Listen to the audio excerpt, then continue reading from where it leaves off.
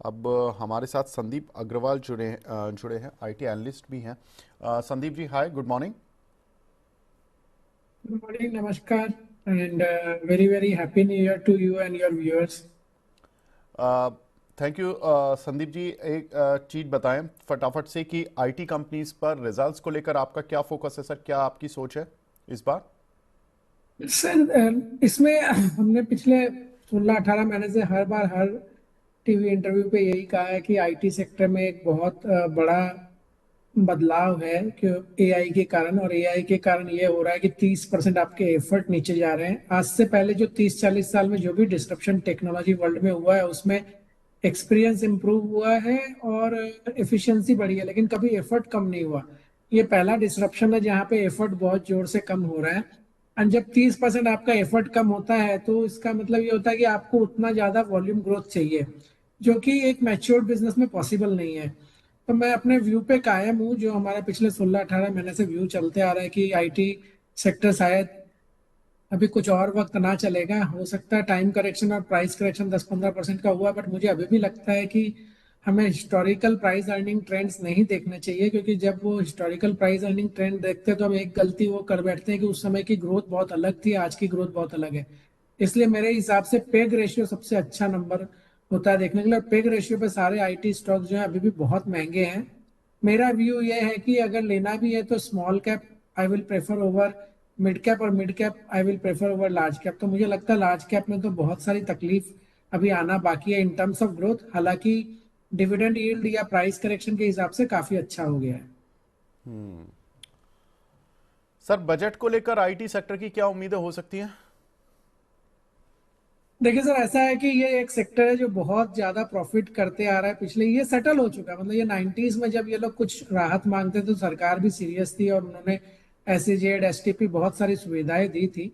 मुझे लगता है कि पिछले 5-7 सालों से इन लोगों ने भी मान लिया है कि दे आर नाउ अपने पांव पे खड़े हो गए हैं, वर्ल्ड में अपना 96% market share in global sourcing. तो मुझे नहीं लगता कि सेक्टर की बहुत कोई बड़ी डिमांड होती है गवर्नमेंट से। बट एक चीज है कि हाँ, अगर गवर्नमेंट डोमेस्टिक में आईटी पे ज्यादा खर्च करे या एआई पे ज्यादा बजट एलोकेट करे तो उसके अब नेचुरल बेनिफिशियरीज ये सारे आईटी कंपनीज होंगे। सो मेरा मानना है कि हालांकि इसे डिमांड नहीं कहा जा सकता, लेकिन मुझे लगता है कि गवर्नमेंट का एलोकेशन जो है डोमेस्टिक आईटी पे एआई पे बहुत ज्यादा बढ़ेगा, और उसके नेचुरल बेनिफिशियरीज कुछ हद तक ये होंगे। बस ये देखना है कि इनकी जो साइजेस इतनी बड़ी है अभी कि गवर्नमेंट अगर कुछ बजट भी एलोकेट कर देती है 10-20 हजार करोड़ का, तो उससे इनके नंबर्स में कोई मटेरियल इम्पैक्ट नहीं होता, बट सेंटीमेंट जरूर इंप्रूव हो जाता है। सर, कोई एआई की अभी बात हो रही थी कि एआई को एनर्जी की ज़रूरत है, और क्रूड ऑयल पर जो कब्जा हुआ वेनेजुएला में, उसकी वजह से एआई स्टॉक्स कल भागे। हालांकि हमारे जो दो पैनलिस्ट हैं उन्होंने बोला भी कि ऐसा कुछ उसका कोई खास एक्चुअली इम्पैक्ट नहीं है, लेकिन ये एक मार्केट तो है। मार्केट में कुछ भी सर नैरेटिव जनरेट हो जाता है। आपको क्या लगता है सर, एआई से कितना इंडिया प्रभावित है, और एआई पर क्या बजट में फोकस करेगी सरकार, या कोई स्टॉक्स जो कि आपके रडार पर हो?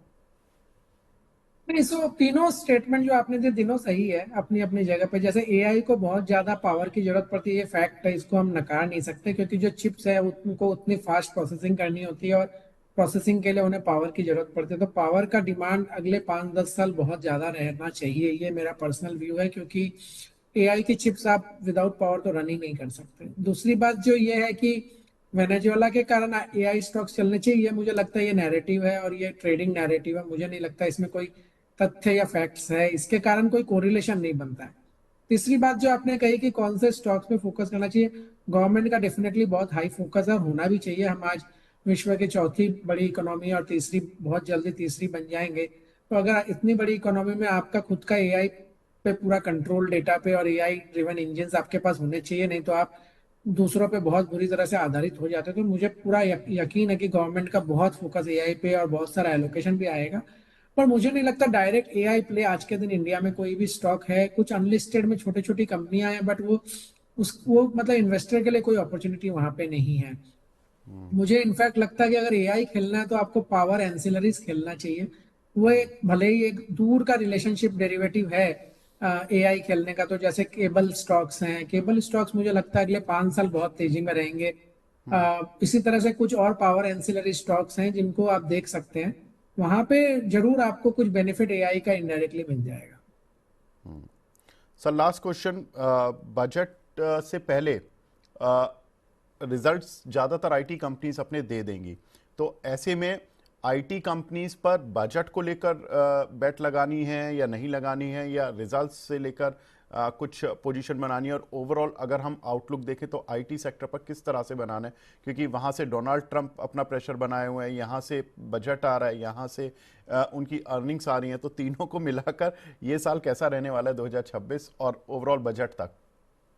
तो देखिए, अगर आप देखेंगे कि डोनाल्ड ट्रंप का प्रेशर है तो वो डेफिनेटली एक नेगेटिव डायरेक्शन में ही है।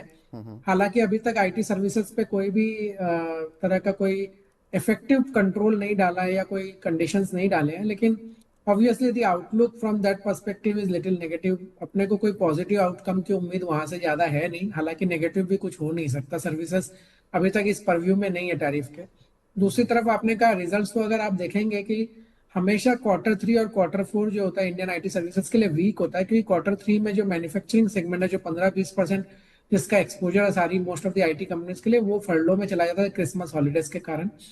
तो उसमें वहां पे डेफिनेटली ये एक क्वार्टर नहीं है जहाँ पे आपको बहुत बड़ी ग्रोथ मिलेगी। हाँ, अगर कोई कंपनी इस क्वार्टर में अच्छे नंबर दे देते तो वो स्टॉक जरूर चल सकता है, क्योंकि वो उम्मीद से बहुत ज्यादा बेटर कहा जाएगा। सिमिलरली क्वार्टर 4 जो आपका जैन से मार्च है, जिसमें अपना बजट भी आएगा, उस क्वार्टर में भी फरवरी में कम नंबर ऑफ डेज होते हैं, उसके कारण हमेशा वो भी एक वीक क्वार्टर रहता है। तो मुझे लगता है कि रिजल्ट पर्सपेक्टिव से और डोनाल्ड ट्रंप पर्सपेक्टिव से शायद इतना ज्यादा हमें पॉजिटिव उम्मीदें नहीं है। पॉजिटिव क्या हो सकता है कि पैट पे 1-2 क्वार्टर अच्छे नंबर इसलिए आ सकते हैं क्योंकि रुपी डिप्रिशिएट हुआ है, तो every 1% depreciation in rupee contributes 20 to 30 basis point in margins at EBITDA level. नीचे आके अदर इनकम में वो नॉक ऑफ हो जाता है, क्योंकि आपने रोलिंग हेज लिया होगा तो उतना लॉस आ जाएगा, बट एबिटा पे वो अच्छा दिखता है, और ओवरऑल रुपी रेवेन्यू अच्छा दिखता है, क्योंकि डॉलर कन्वर्ट होता है तो उसका बेनिफिट दिख जाता है। तो मुझे लगता है कि ये 3 सिनेरियो है।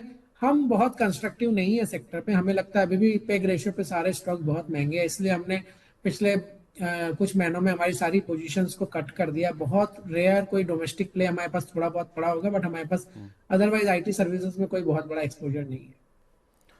ठीक है सर। सर बहुत बहुत शुक्रिया हमसे जुड़ने के लिए, अपना प्रीशियस टाइम देने के लिए। Thank you so much. Thank you. Thank you sir. आगे बढ़ते हैं अब।